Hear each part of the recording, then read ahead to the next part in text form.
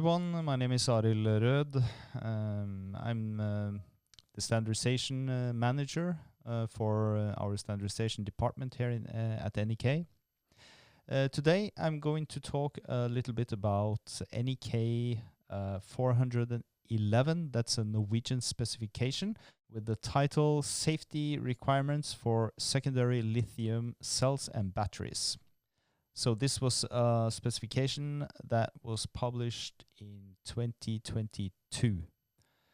I have a small agenda here, so I will go through a little bit about the developers of this specification, the background and justification, and explain just a little bit about the type of document.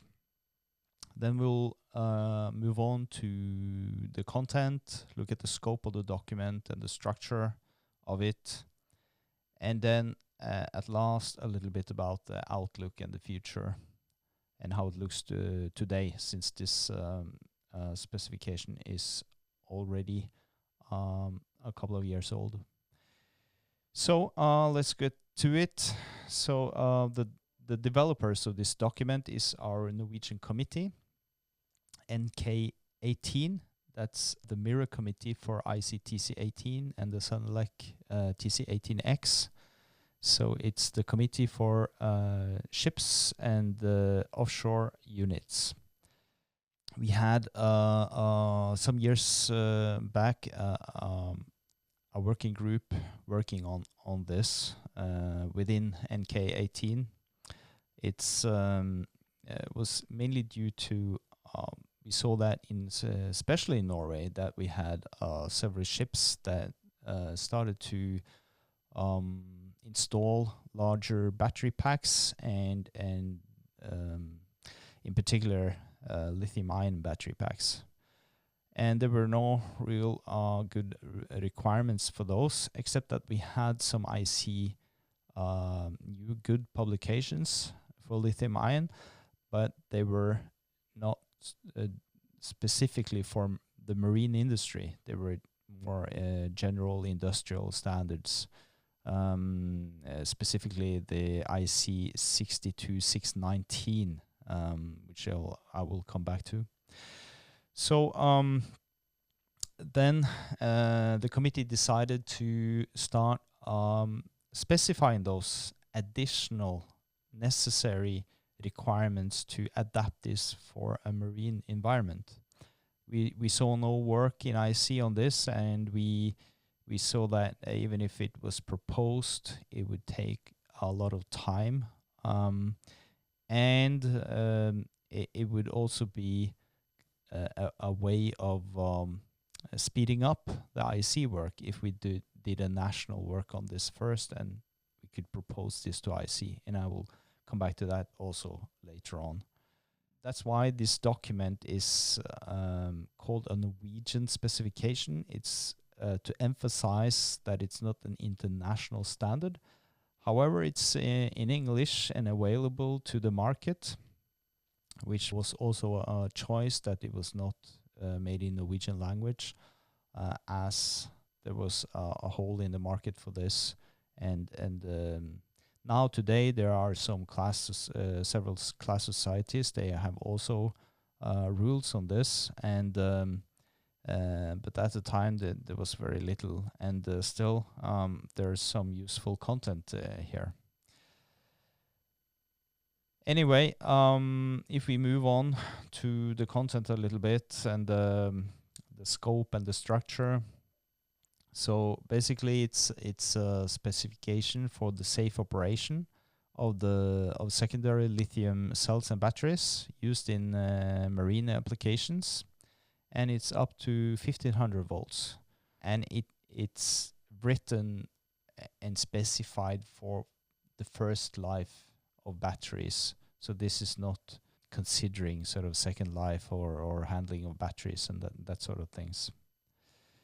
The structure of it as I already mentioned, it's based on the IEC publication, IEC 62619, developed by the TC21 committee, or one of the subcommittees in IEC. and it follows the clauses chronological in 62.619 and just specify what needs to be added or changed.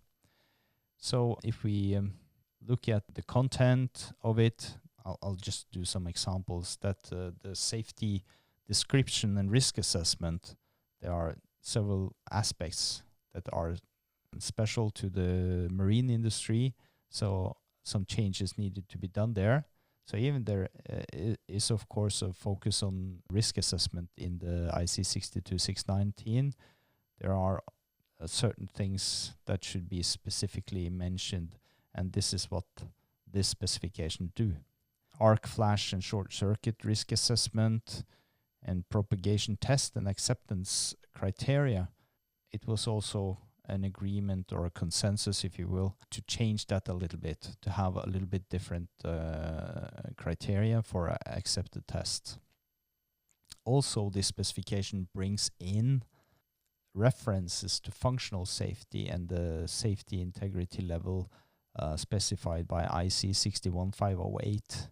So this is also something that could be useful. It also provides an additional annex, which is not in the IEC 62.619. With it's informative with sort of general safety conditions, which could be useful to consider.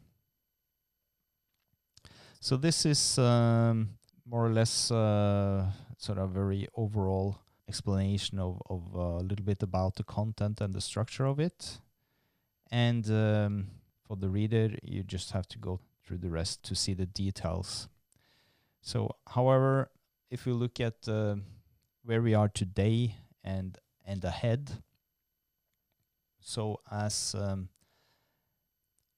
I mentioned, the idea of the Norwegian committee was that this document would not only be useful for the industry at the time of publication, but would also serve as a proposal to IEC for a new standard. And this was done as a new proposal for a new IEC standard. So this document here is basically also a proposal for an IEC standard.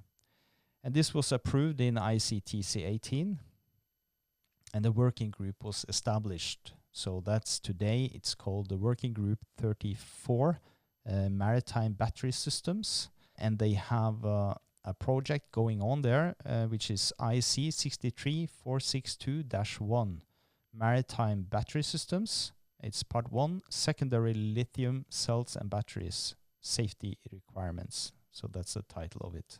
This IEC standard has basically the same structure as this Norwegian specification.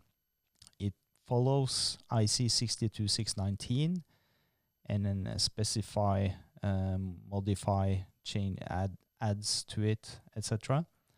But they have been working for quite some time now, and it's a working group with a lot of members, around 50, 60 members or something like that, I think.